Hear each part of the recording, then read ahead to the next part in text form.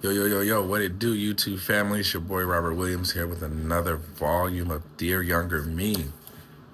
Welcome, welcome.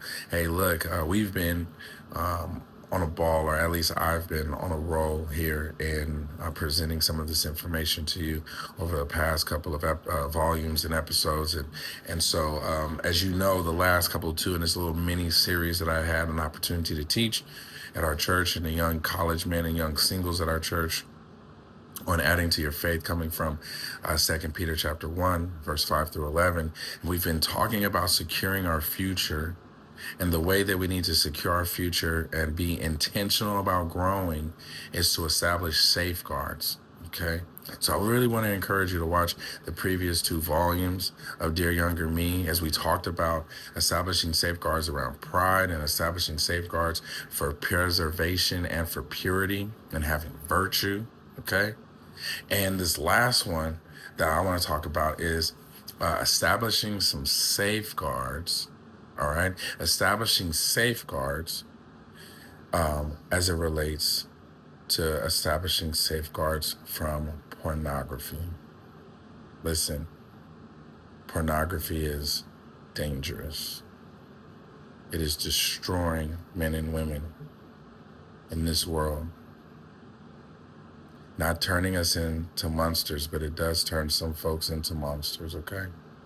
But listen, we need to establish some safeguards. Again, what is a safeguard?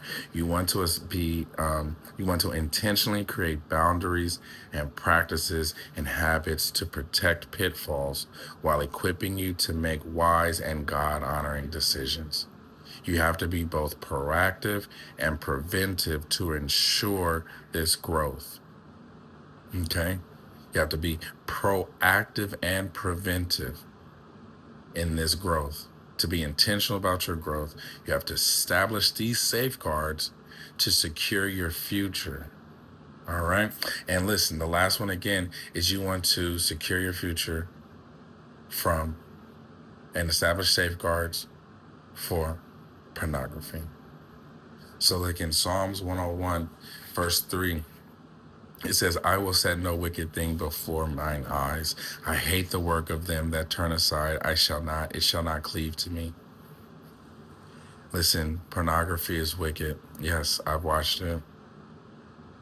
It wasn't so prevalent in my time because the accessibility of it, it's not like just being able to pick up the phone and go to particular websites and then end up seeing it. However, back in my day, there was tapes, and there was tapes in closets and tapes under beds and tapes in areas where you actually had to find it and seek it. And yeah, I did that. I did that. And I could definitely say I'm not happy about the decisions and seeing those things. But it's just even worse in today's time because the accessibility of pornography is so alarming. Not just in the secular world, even within the faith. Men and women of the cloth, men and women of the faith have been destroyed because of pornography. It has destroyed so many men and has led so many men and women astray. Listen to this statistic real quick. It's from the New York Post. They wrote in an article. It says, 1 in 3 kids learn about sex from violent and degrading porn. And then that violence is idolized and normalized. Listen, dear younger me, listen. This thing you should know is that what you see or what you've seen in pornography, it's dangerous, and that's not reality of the intimacy that God created us to have with man and woman. A study in 2022 shows that U.S. men who've watched pornography, 6 out of 10 respondents ages 30 to 49, that's my bracket there, have stated watching porn in the last month. 30%. Oh no, 6 and 10. I'm sorry, 6 and 10. But 44% of men ages 18 to 29 have watched it in the past month. And I'm not even getting into the statistics of those who are under the age of 18. It's even more alarming that that's where they're learning it from. So listen, men and women, but men who are regularly use pornography are more likely to cheat on their wives. And this is a huge correlation. Don't let people tell you that, oh, it helps bring some things together. Look, like younger me, you should know it doesn't. It can create a big divide, a big chasm between you and your wife, you and your partner that you're courting to hopefully get married at. So whether you're single, whether you're dating, or whether in your marriage, you want to stay far away from pornography because it will distort that relationship. It impacts the attachment of trust to the opposite sex and impairs the connection and attachment that God designed for a man and woman to have with one another, turning each other into objects. Now you're just looked at as a tool, as an object, something to satisfy my, fleshly desires and my fleshly lusts. So listen, you want to do your darndest and your best to establish safeguards to where you are not exposed to pornography. We are not in the environment where pornography can run rapid. And typically that is an idle mind. An idle mind that has been exposed and knows the ways to be able to see it. Well, then say, well, I got nothing else to do. Let me just watch a little clip. I saw a podcast recently, and the gentleman said in the podcast that they've turned pornography to be like little sports clips, right? Little small pieces, 2 minutes, 1 minute, 5 minutes, right?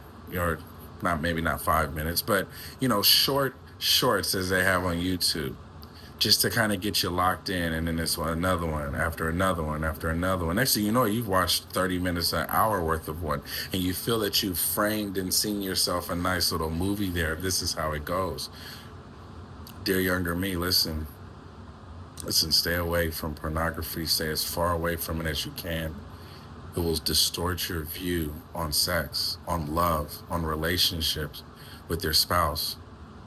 It will distort your view of how you see men and women on the street. You won't be satisfied until you're able to, fulfill that urge. And then once you do, once you do fulfill that urge because you think that's all you needed, you will feel empty.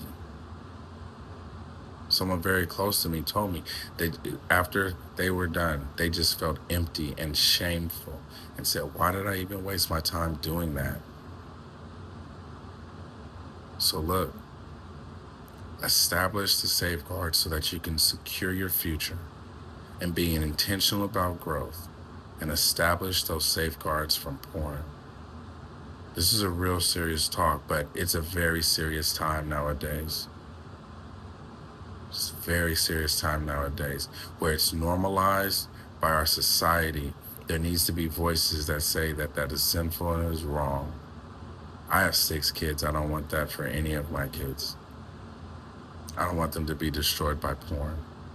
Fortunately, I wasn't destroyed by porn, but it had some distorting effects at times that I did watch it when I sit back and reflect.